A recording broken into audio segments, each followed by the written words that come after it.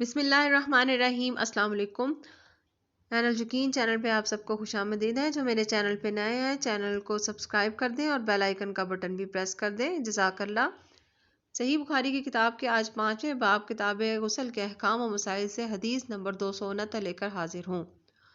ہم سے ابو الولید نے بیان کیا، کہا ہم سے زائدہ نے ابو حسین کے واسطے سے، انہوں نے ابو عبد الرحمن سے، انہوں نے علی رضی اللہ تعالیٰ عنہ سے، آپ نے فرمایا کہ مجھے مزید بکثرت آتی تھی، چونکہ میرے گھر میں نبی کریم صلی اللہ علیہ وآلہ وسلم کی صاحبزادی فاطمہ الزہرا رضی اللہ تعالیٰ عنہ تھیں۔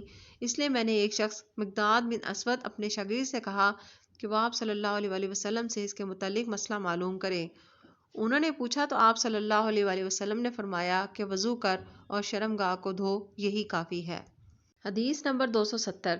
ہم سے ابو نعمان نے بیان کیا، کہا ہم سے ابو وانا نے ابراہیم بن محمد بن مندشر سے، وہ اپنے والد سے، کہا میں نے عائشہ رضی اللہ تعالیٰ عنہ سے پوچھا اور ان سے ابن عمر رضی اللہ تعالیٰ عنہ کے اس قول کا ذکر کیا کہ میں اسے گوارا نہیں کر سکتا کہ میں احرام باندھوں اور خوشبو میرے جسم سے مہک رہی ہو۔ تو عائشہ رضی اللہ تعالیٰ عنہ نے فرمایا میں نے خود نبی کریم صلی اللہ علیہ وآلہ وسلم کو خوشبو لگائی، پھر آپ اپنی تمام ازواج مطہرات کے پاس گئے، اس کے بعد احرام باندھا۔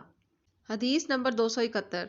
ہم سے آدم بن ابی ایاز نے بیان کیا، کہا ہم سے شعبہ نے حدیث بیان کی، کہا ہم سے حکم نے ابراہیم کے واسطے سے، وہ اسود سے، وہ عائشہ رضی اللہ تعالیٰ عنہ سے، آپ نے فرمایا گویا کہ میں نبی کریم صلی اللہ علیہ وآلہ وسلم کی مانگ میں خوشبو کی چمک دیکھ رہی ہوں، اس حال میں کہ آپ صلی اللہ علیہ وآلہ وسلم احرام باندھے ہوئے ہیں۔ جزاک اللہ۔